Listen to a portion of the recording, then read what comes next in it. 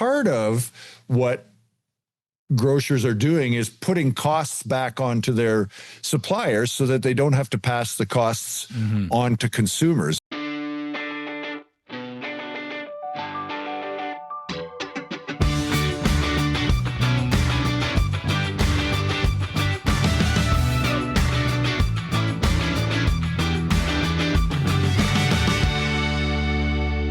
Welcome back for another episode of Closer Look with Michael Friscolanti. I'm Scott Sexsmith. Derek Turner in the room as well. Okay, follow up to last night.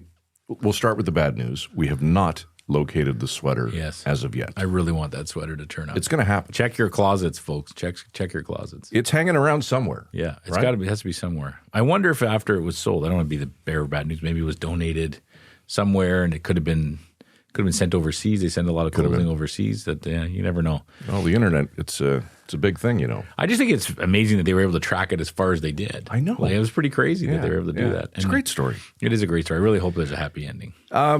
Quite often we mention the email where people can reach out and send us a note, good or bad. Got a really lovely note last night from Susan in Pickering. Hi, guys. Really love your show and watch it every night. I was especially happy after tonight's show because, as we said, there is so much gloom and doom these days. I also don't want to get up for fear of what's happened overnight, but this show was so upbeat, it actually changed my whole mood. Now I can go to bed a happier person. Isn't that nice? Did you write that? I did not write that. That's very nice. Look at us. Closer look. Yeah. Putting people to sleep one episode at a time. Yeah, that's right.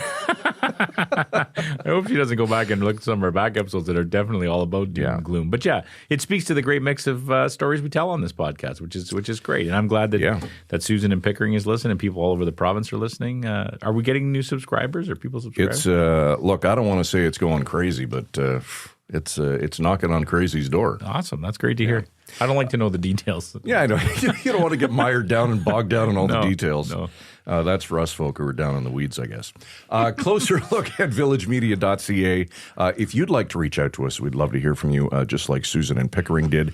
And closerlookpodcast.ca is where you can sign up for our nightly email. Okay, the Grocery Code of Conduct is officially here. Yeah, when I look back on a lot of our episodes, not a lot, but some of our episodes from last year, we did talk about the grocery issue quite a bit, right? We had Gary Sands on from the Canadian Federation of Independent Grocers a couple of times, mostly to talk about the whole controversy over where they're going to return the empty beer bottles, but also about grocery prices.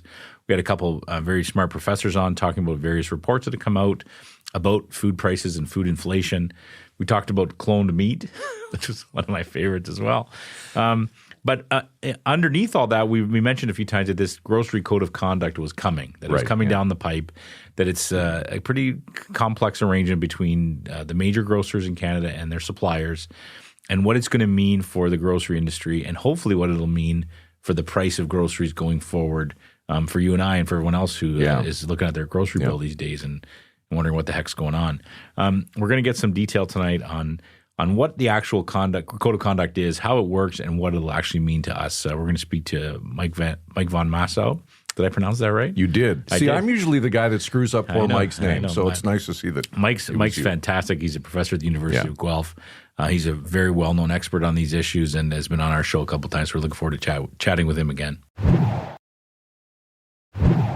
On January 1st, the Grocery Code of Conduct became fully operational with Canada's 5 largest grocers, Empire, Loblaw, Metro, Walmart, and Costco, having now formally registered voluntarily to participate. So what exactly is this code? What are the goals? And how, if at all, will consumers benefit from it? Here to answer those questions and many more is no stranger to the show, Mike Von Massow, a food economist at the University of Guelph. Mike, welcome back to the program. Always good to see you. Well, thanks for having me, gentlemen. Looking forward to it. All right, Mike, when people hear Grocery Code of Conduct, it sounds somewhat bureaucratic. In plain English, what problem is this trying to fix, and why did it become necessary now? Well, I think the problem it's trying to fix is preventing from the large retailers from unduly leveraging their power over their suppliers. So we all know that there are things like listing fees and there are other charges. During COVID, we heard a couple of the grocers were charging their suppliers to help them pay for setting up their online shopping thing. Suppliers complain about terms not being met, so that they're dragging their feet on paying, and so in order to address that, we've come up with this code of conduct which sets guardrails around what grocers or retailers can ask their suppliers for, what they can leverage and what they can't. So it's sort of to level the playing field between retailers and their suppliers. If you are a retailer and have 20% of the market, you can say, look, if you want access to that market, you not only have to lower your price, you have to pay some listing fees, you have to pay some other fees, and we're not going to pay you for 180 days. That we're trying to control that sort of behavior. Is there a story that sticks out about that, like the worst example of what a grocer did to a supplier back before the code of conduct? Well, I mean, a lot of it we didn't hear about. We just heard these complaints. And I think that the suppliers would argue all of them. The one that I remember was during COVID, when a couple of these large grocers said, we're going to charge our suppliers to help us build this online infrastructure. Some grocers were ahead of others at the time, and they were going to try and have their suppliers pay for that so that they didn't have to increase prices. Part of what grocers are doing is putting costs back onto their suppliers so that they don't have to pass the costs on to consumers. And some would argue that in this circumstance, the behavior of retailers was maybe not fair to the suppliers, but it was saving us as consumers from paying more. Another example, I think, that comes to my mind is not one from Canada, but one from Great Britain before they introduced their code of conduct. And the grocery stores there often have branded milk. So Tesco or whoever would have milk with their name on it. And so they would put pressure on their suppliers to reduce the cost of that milk, because milk is a loss leader in many grocery stores. And so those retailers were putting pressure back on the farmers who were selling milk to them and making it unprofitable. And the retailers have market power, and the processors have market power over individual farmers. And so farmers were complaining that they were bearing the cost of using milk as a loss leader. And because there were individual relationships with processors and farmers, that was causing some problem. Now in Canada, that's less of an issue, because with supply management, we have central desk selling, so that all the milk gets sold through the milk marketing board. And so the processors don't have the same power over individual farmers. Okay, Mike, I want to get into the nuts and bolts of the code for a sec. If a supplier feels that a grocer has crossed the line, what actually happens next? Can you kind of walk us through that process?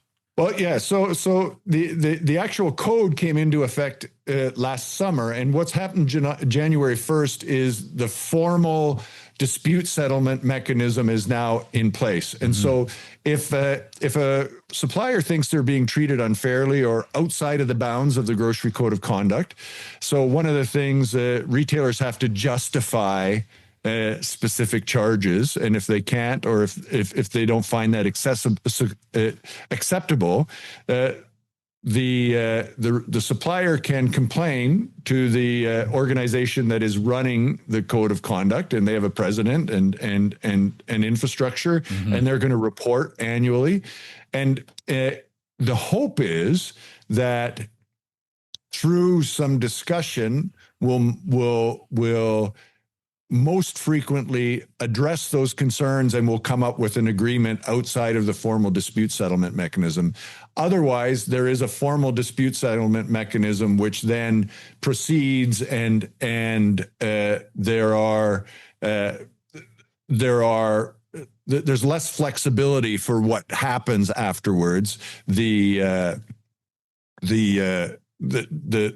organization can say, here's our finding, and that's what we're going to do.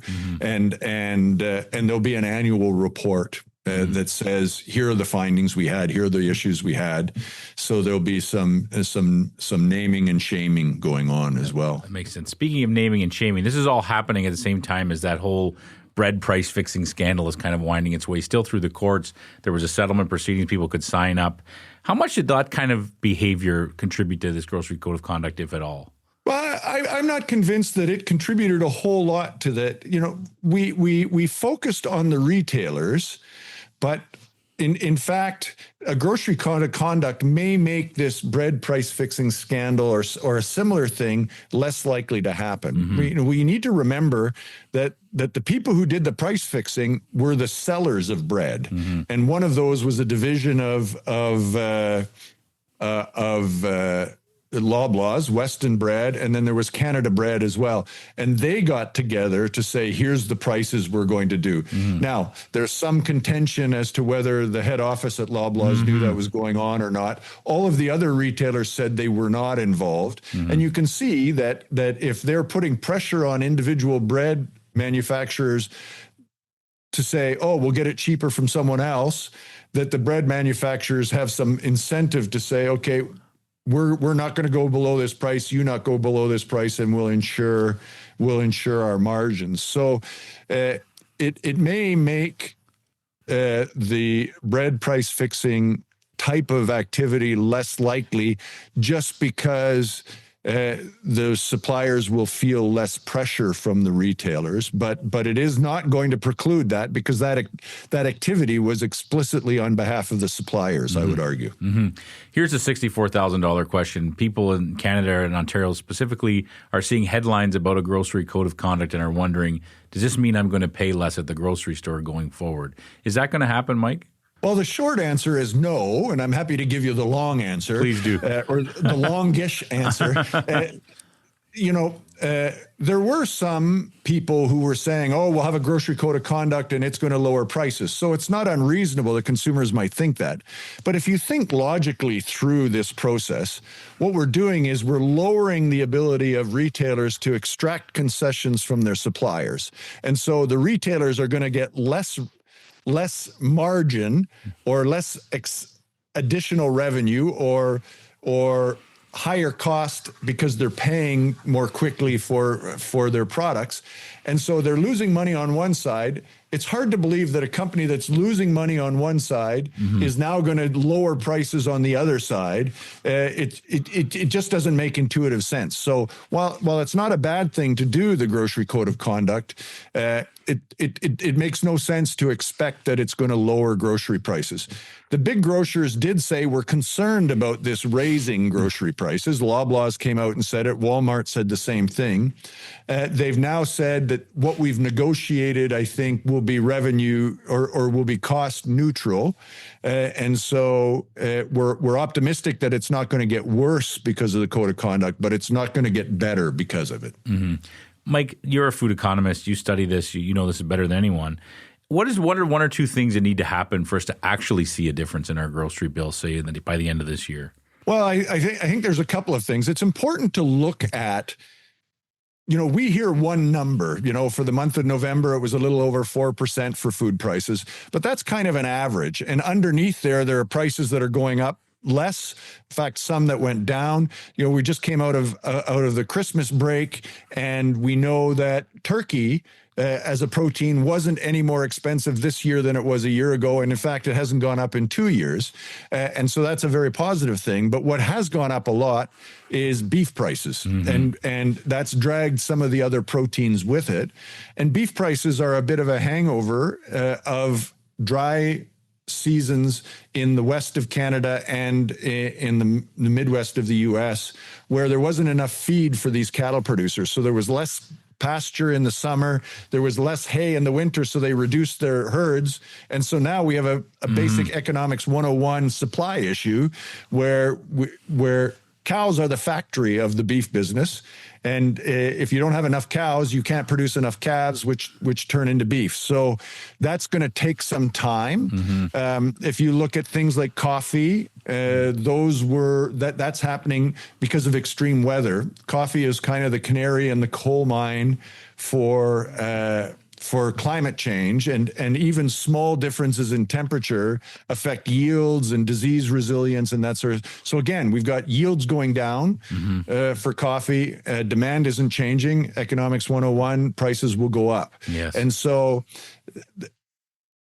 if you could tell me what's going to happen this year with respect to weather, I would give you a much more definitive prognostication about what food prices are going to do.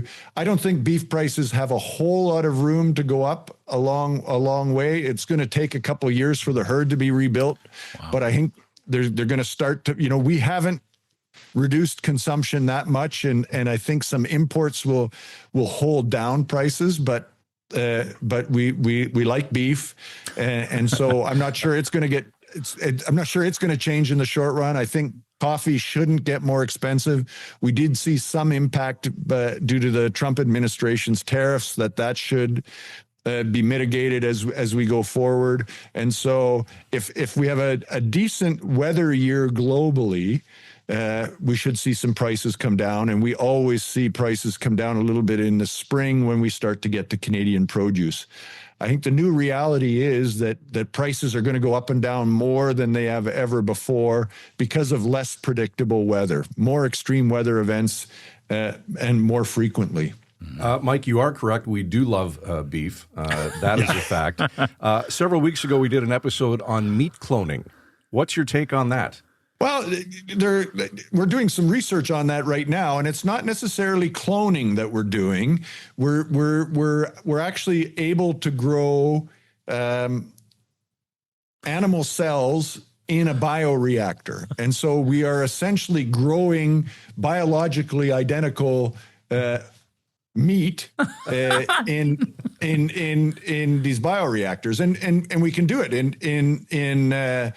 in Singapore, for example. You can get cultured chicken nuggets for about $25. Now, I'm not sure why you'd want to pay $25 for chicken nuggets, but it's coming. One of the challenges they're having is to create something with some structure so that you get that mouth feel of a steak, right? And we're able to do sort of ground product or minced product, and they're working on this. So I think it'll come. I think it'll take some pressure off protein prices and protein production. I still think I'll eat it, but I still think I'll really still enjoy that steak on the barbecue from an actual Canadian animal. So it is fascinating research. So, because I do wonder, like in 20 years, are we going to look back and say this kind of research was critical to helping feed more people at a more reasonable price? Is that fair to say? Well, I think it is fair to say. And if you look at North Americans, our actual per capita consumption of protein is going down. We've probably overconsumed protein. I hate to tell you, and I still like eating a lot of meat, but we've probably overconsumed. We're getting older, so our portion size is going down. But as incomes go up around the world, we're seeing an increase in demand for protein. And we have a limited land base, and our capacity to produce, pork and beef and chicken will be constrained eventually. So what this is going to do is ensure long-term food security, and it'll become just another option in our portfolio of proteins that we can eat. I don't think it's apocalypse cow by any stretch, but I think we'll have another option. It's the same with some of these plant-based options that haven't come as far as we thought they might. But I think version 2.0 and 3.0 will be different and again provide us with another option. That's interesting. I can confirm that I have overconsumed everything. I'm on the list of overconsuming everything. That's why it looks so good. Is there anything on the food front that we should be asking you about as well, Mike? I mean, you're teaching every day. You're teaching right now. You're in between classes. What's on the horizon? What do we need to be thinking about in the years to come? Well, yeah, I think this cultured meat is going to be really, really interested, cultured protein. And, they're working on things like chocolate. So cocoa will be able to culture. So I think alternate sources of products are coming and will be interesting. I think we're going to see the ability to produce products that are tailored to specific needs. So I was talking to a First Nation up in northern Manitoba who have a small vertical farm on their First Nation as a trial for increasing food security in northern communities. And they had trouble getting their elders and some of their population on side because they weren't traditional food products and it wasn't quote unquote natural. But then they started adding specific nutrients to the fertilizer, the water that they were producing these plants with, and dealing with specific nutritional deficiencies on that First Nation, and improving the health of those populations. And so I think we're getting better and better, whether it's through cultured products or natural or our historical products. We're getting better at making them very specific to what we need, and we'll be able to. I think food is. We've all heard food is medicine. I think to a more and more significant degree, we'll be able to eat things that are really designed, if you will, to optimize our health. Amazing. Good stuff. Mike, we always learn a ton when you come on the show. And thanks to you, I now have two new favorite expressions, mouthfeel and apocalypse cow. So thank you for that. There's Mike von Massow, food economist at the University of Guelph. Mike, always great to see you. Thanks for your time. Thanks for having me. Have a great day. Always love having Mike on the show. And it's true. You get a guest like that, you always walk away smarter than when you came in. Yeah, he's a great professor. I imagine his students are learning quite a bit. Yeah, it was good. Apocalypse Cow. Yeah, that's great. I love Derek, new movie. Apocalypse Cow. That's the one. It's amazing. I think how many we should keep track this year. How many episodes come back to cloned meat? Because it's just everything seems to come back to cloned meat. Where's the beef? It's in a petri dish. It's the future. And even he said, that's both professors, Professor Charlebois and Professor von Massow. They would eat cloned meat. So obviously there's no safety concerns with cloned meat. It's just the optics of it. No, I am concerned about $25 nuggets. Yeah, that's crazy. That is insane. It's crazy. You know what, though? When you think about technological advances and scientific advancements, they come in 20 years. Like, you think it sounds crazy now, but in 30 years, you'll look back and it's totally normal. And you're like, yeah, that makes complete sense that we would do that. Yeah. And look, grocery bills are, like he said, with the way climate change is now, no one's going to be able to predict the weather going forward. No. All kinds of disruptions to the food cycle. And it brings a little bit of certainty to the process, right? So if that's what they're going to be doing to help, that's what they're going to be doing.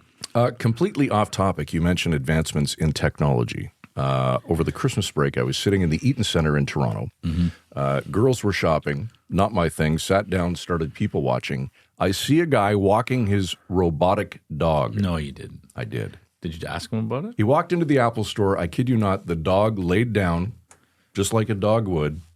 And when the guy came out of the store, dog got up. He had it on a leash. I didn't even know that was a thing. Apparently, they're like $15,000. But why would you want one? What do they do? I don't know. Count your steps? Get a watch for that. Anyway, related to absolutely nothing that we talked about on the show, but when you mentioned technology. It's a cloned dog. Good stuff. We'll try to get him on the show this week. We will do that. Closer look at villagemedia.ca. Any thoughts, comments, questions? We'd love to hear from you. And, of course, sign up at closerlookpodcast.ca. Tonight's program produced, as always, by Derek Turner. For Michael Friscolanti, our editor-in-chief here at Village Media, I'm Scott Sexsmith. Thanks for watching. See you tomorrow night at 7, right here on Closer Look. Frisco and Scott's Wardrobe provided in part by Moores, Sault Ste. Marie.